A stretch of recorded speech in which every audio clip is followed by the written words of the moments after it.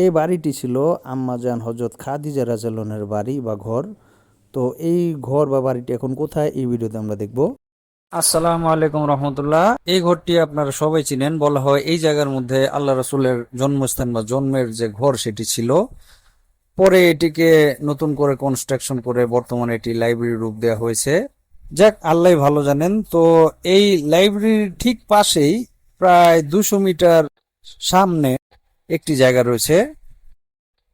এখানে খেয়াল করুন, একটি জায়গা দেখতে পাচ্ছেন। এখানে দেখুন গাছ দেখা যাচ্ছে। এই যে গাছের জায়গাটি বাউন্ডারি দিয়ে বন্ধ করা, এই জায়গাটি আমাদের আম্মাজান হযরত খাদিজা রাদিয়াল্লাহু আনহার জায়গা ছিল। চলুন আমরা সামনে থেকে দেখে নেই। দেখুন, এই গাছের কাছ থেকেই দেখা যাচ্ছে সেই লাইব্রেরি, যেটিকে আল্লাহ রাসূল জন্মস্থান বলা হয়ে থাকে। এর দূরত্ব প্রায় 200 মিটার। এই জায়গাটি বন্ধ করে রাখা হয়েছে কারণ এইটিতে মানুষজন গিয়ে অনেকে শোরগোল করে বসে থাকে। তো চলুন আমরা কাছ থেকে দেখি এখানে গাছ লাগানো কেন। বলা হয় এই জায়গাতে আম্মাজান খাদিজা রাদিয়াল্লাহু আনহার সময়ও গাছ লাগানো ছিল। উনি গাছ লাগিয়েছিলেন বা ওনার সময় গাছ লাগানো ছিল।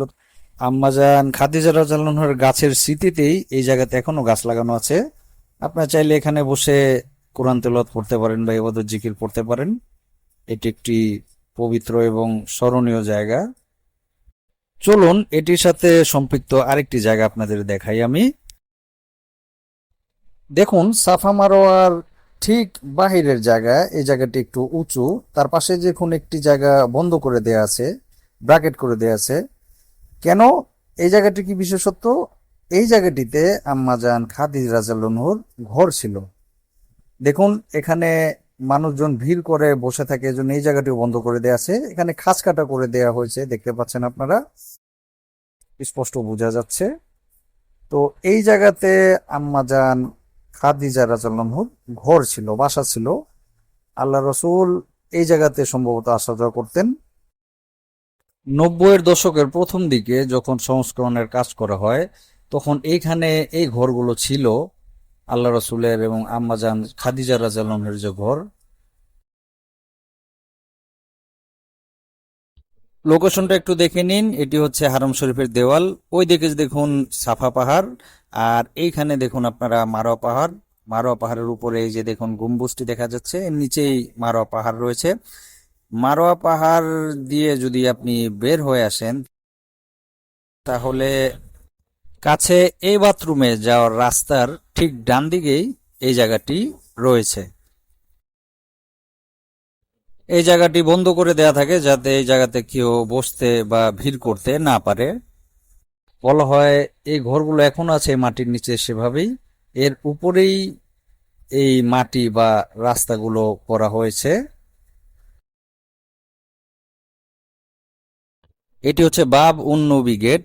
বাব উন নবী গেট দিয়ে আল্লাহ রাসূল বেশিরভাগ সময় মসজিদে হারামে প্রবেশ করতেন। এটি হচ্ছে বাবুস সালাম গেট। এই বাবুস সালাম গেটের জায়গায় যে গেট ছিল, সেই গেট দিয়েই আল্লাহ রাসূল বেশিরভাগ সময় মসজিদে হারাম থেকে বের হয়ে আসতেন, এবং ধারণা করা হয় এই গেট দিয়ে বের হয়েই সেই ঘরে, অর্থাৎ আম্মাজান খাদিজা রাদিয়াল্লাহু আনহার ঘরে আল্লাহ রাসূল প্রবেশ করতেন। এই গেটের জায়গাটি কোথায় দেখুন, এখানে দেখছেন সাফা পাহাড়, সাফা পাহাড়ের গম্বুজ। সাফা পাহাড়ের থেকে মারোয়া পাহাড় যাওয়ার যে জায়গা, দৌড়ানোর জায়গা, দেখুন এই যে সবুজ লাইট জ্বলে আছে। আর এইখানে দেখুন মারোয়া পাহাড়। সাফা মারোয়া পাহাড়ের মধ্যখানে এই দরজাটির অবস্থান। আর এই দরজার পাশেই আম্মাজানের ঐতিহাসিক ঘরের জায়গাটি। কাবার পাশেই আল্লাহ রসুলের পথে কাটা দেয়া সেই বুড়ির বাড়ির ঘর এবং জানালা দেখতে ডান দিকে ক্লিক করুন, এবং আল্লাহ রসুলের কবর মোবারক আসলে দেখতে কেমন তা দেখতে বাম দিকের ভিডিওটি ক্লিক করুন। আমাদের সাথেই থাকুন। বাংলা ডাবিং বাই তালহা। আসসালামু আলাইকুম।